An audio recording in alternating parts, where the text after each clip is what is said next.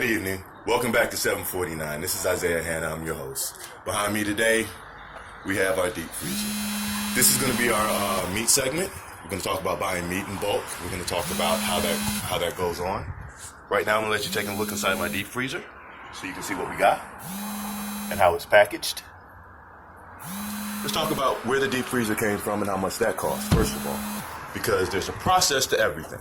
In order for me to tell you how to buy bulk meat, you have to have some place to put the bulk meat after you have it. Okay? Now, a deep freezer is relatively inexpensive.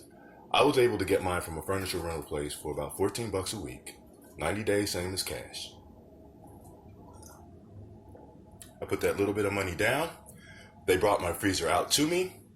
And the very next month, after all my bills were paid up, I stayed inside for a weekend and I went ahead and paid it off. Because I looked at it like this. If I go out on a Friday and a Saturday night, I'm easily spending $300. Okay, so I just stayed in for a weekend. The very next month, that same money came around. After all my bills were paid, I went ahead and filled up my freezer by going to a place of my choosing to buy my bulk meat. Now let's talk about that for a little bit. A lot of people like Costco. Costco requires a membership. There's a place here in Washington called Cash and Carry. They do not. I know many of you know people who hunt and fish and different things like that. Make some friends that bring you back something. Visit your butchers out in the countryside, farmers markets. Look around. There are ways and places you can buy bulk meat. I know that there's a gentleman that rides around here in Seattle, and he brings the meat to the different African and Ethiopian and Somali places, and he sells them by the full, quarter, and half a cow. There are ways to do this, okay? Now, after you buy this meat, I'm going to show you something else here. There's a way to package and store your meat, because if you don't package and store it properly, then you bought all this meat and it goes bad. What then? That defeats the purpose, right? Take a look here. This is stuff out of my personal freezer.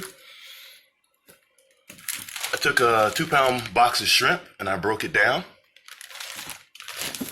I took 2 full slabs of spare ribs and I broke them down. I bought a 10-pound log of ground beef. I broke that down into 1 pound apiece. And I want you to notice that everything here is clearly labeled and marked, so I know what I bought and how long it's been in my freezer. Okay. The other thing that I've done is when you put stuff in the deep freezer, it's not so much something you have to worry about in your regular freezer, because that stuff you're going to use immediately. In the deep freezer, that stuff is going to sit for at least a month, 2 months. That's just regular sandwich paper, because this is my own personal freezer, but they have high quality, high grade freezer paper. Wrap your meat up first. Actually, I'm sorry, let me back up.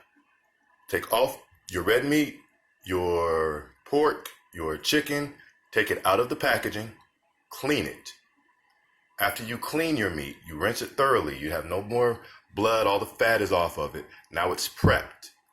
Wrap it in your freezer paper. After it's wrapped in your freezer paper, it goes in a freezer bag. You see the date and contents on there? All the air comes out of your freezer bag as much as you can get. If you can find a vacuum sealer, that's even better. Then the date goes on it, how much is in there. You see 2 count, and then the label, swordfish steaks, and the date. You get lucky enough sometimes where the people packaging your meat for you understand that you bought a high quality product and it comes prepackaged, individually wrapped. Even so, in a 2 5-pound box, I'm still breaking that down into a manageable quantity for my freezer.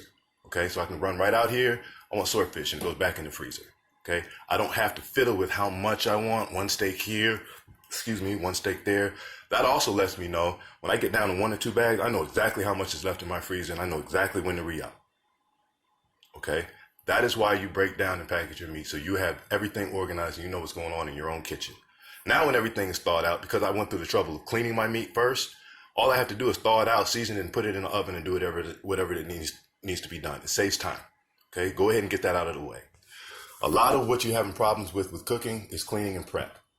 Prep your food before you start storing it. It'll save you a bunch of time. That's a half hour's worth of work at least.